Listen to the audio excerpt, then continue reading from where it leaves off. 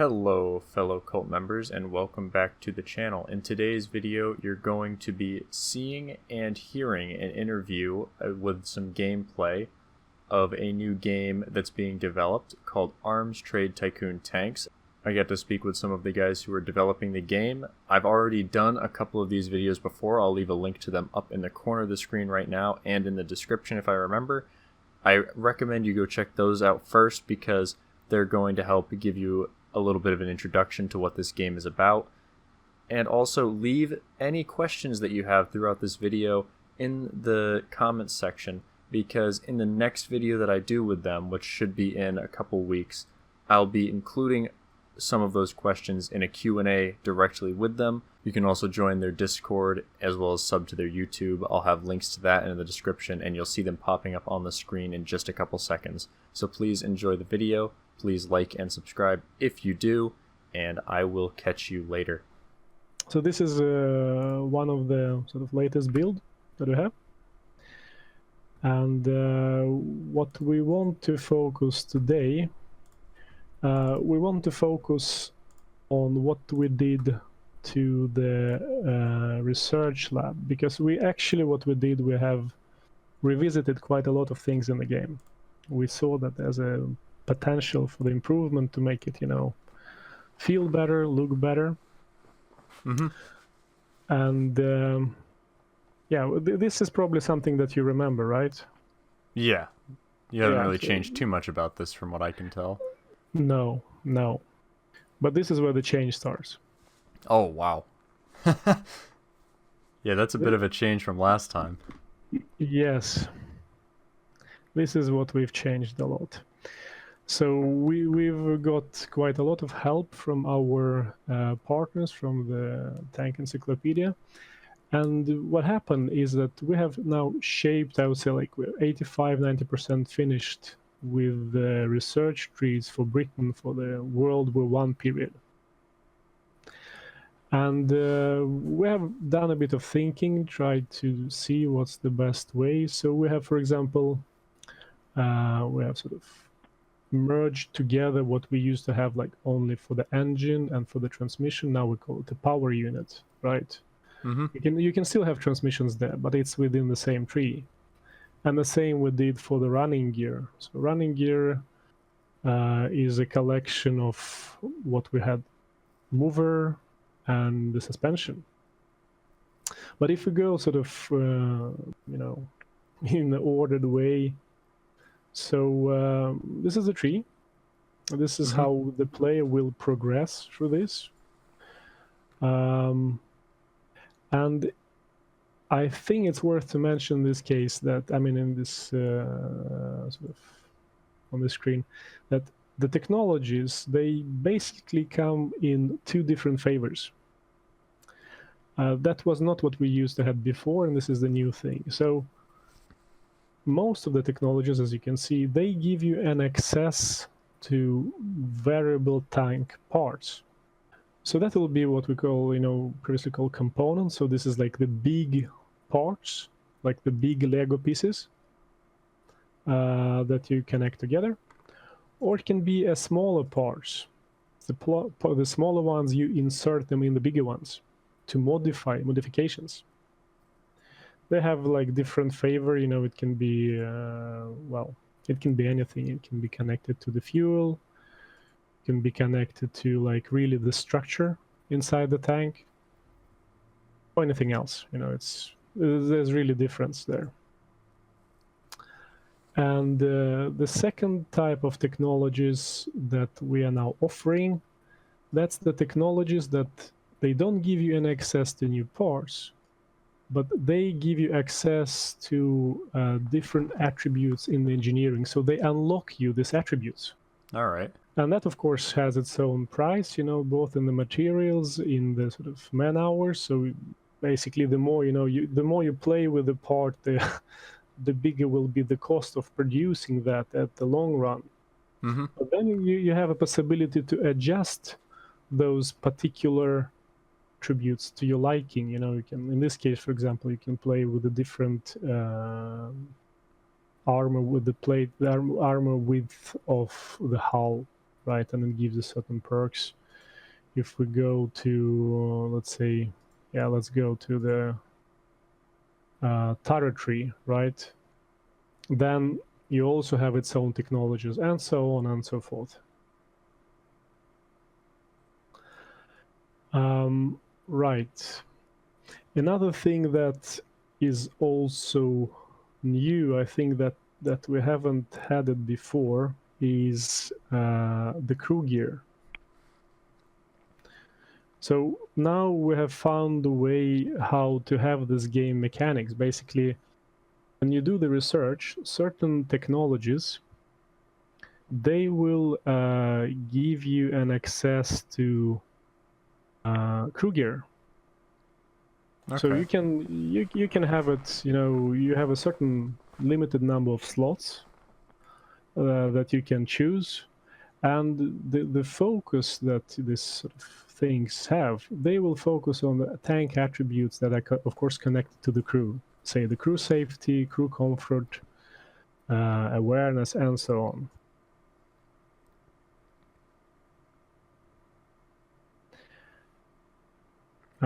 Let's see, what else is new? Yeah, the ammunition. I think we had like recently a post on the ammunition in the Discord. So this is another new thing. So besides that, you of course you can choose different type of guns and machine guns, sort of the primary and the secondary guns.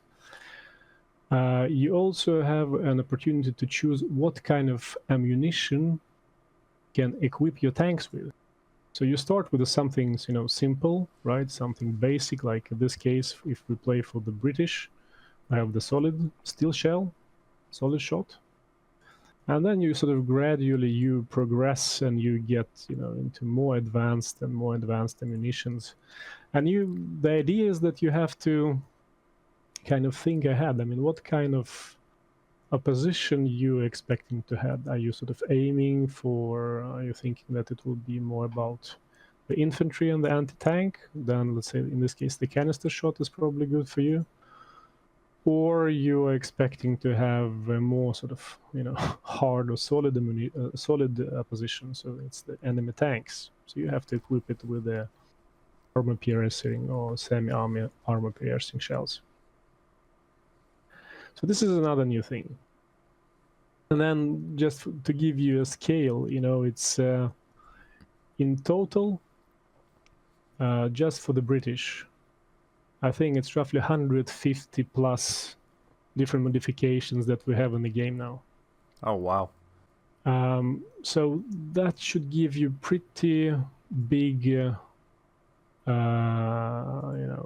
variation of, what do you want, how do you want to play with these things, how do you want to change them. And then the big components, the big tank components, well, this is sort of the information that you have. You have, of course, you have the picture there, you have some interesting text, but you can also see what it gives in terms of the attributes.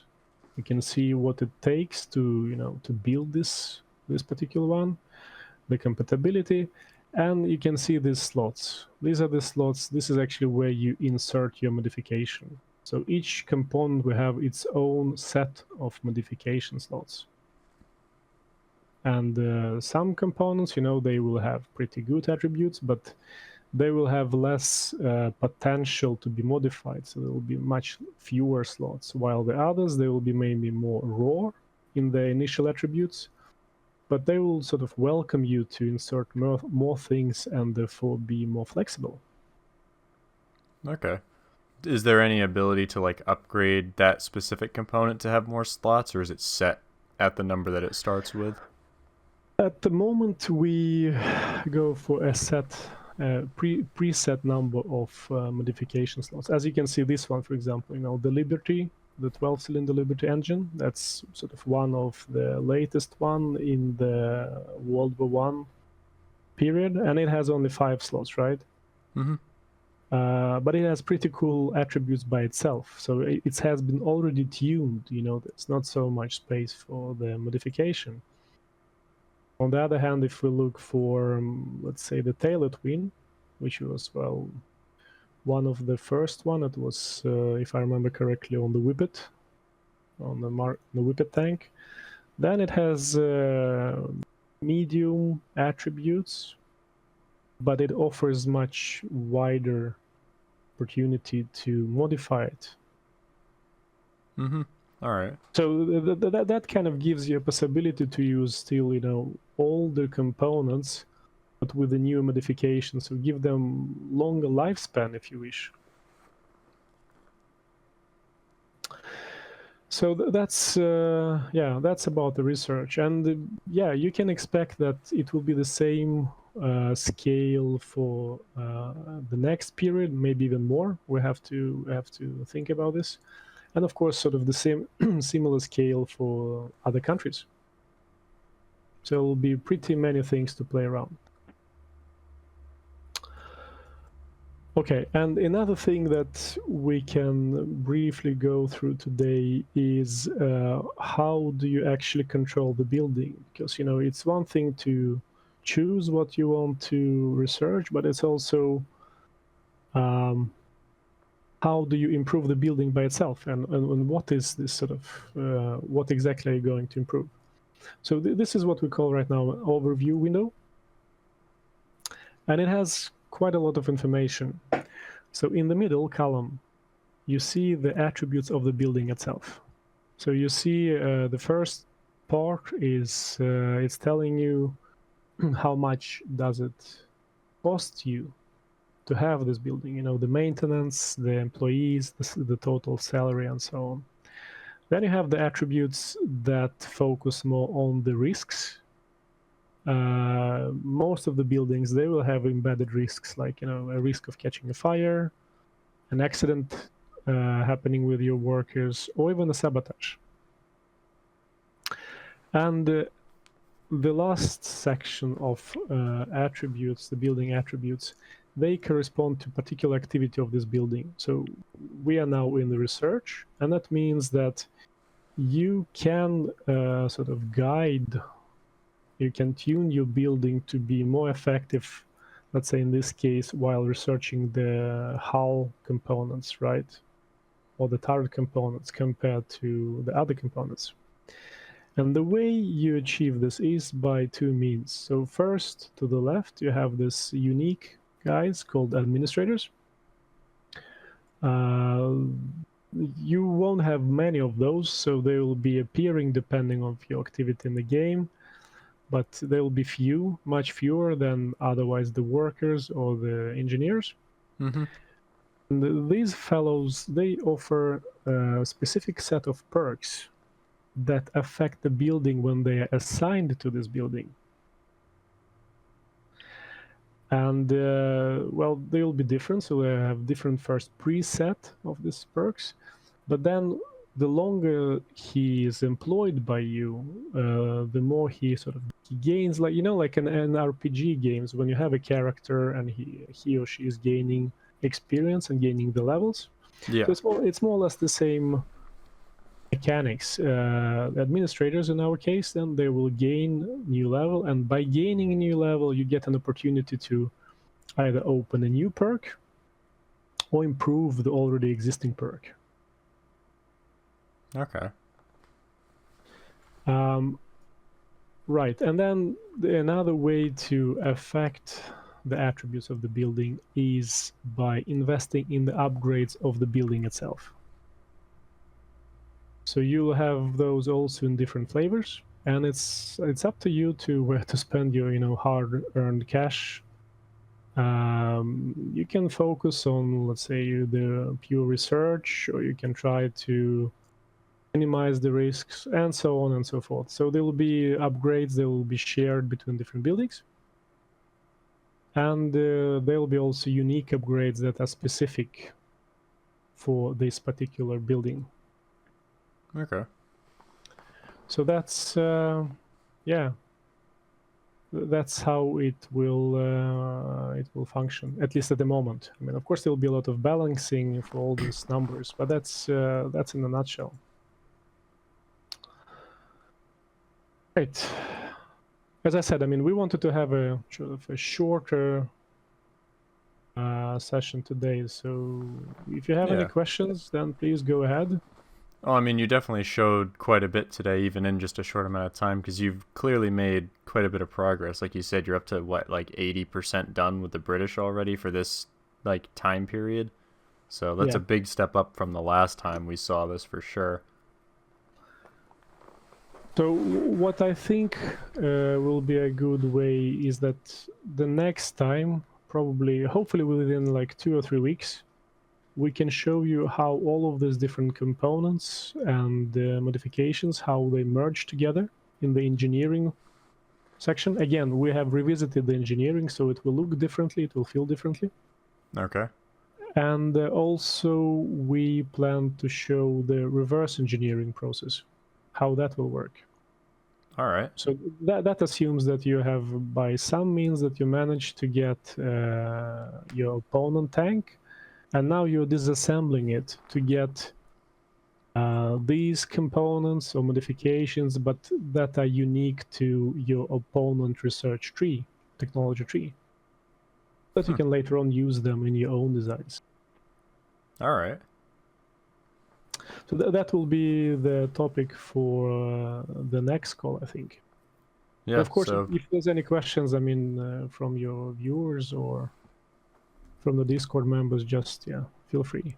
oh, yeah, obviously people should definitely like check out your guys' channel in case you post any more videos there. I'll leave a link to your Discord as well, and people can make sure to have the notification bell and everything on so that the next time we have one of these videos, they'll get notified of it, which, like you said, that should be in the next 2 to 3 weeks, so it won't be that far off. No. Yeah, perfect.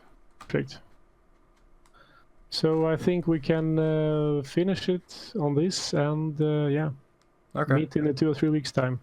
Yeah, sounds like a plan.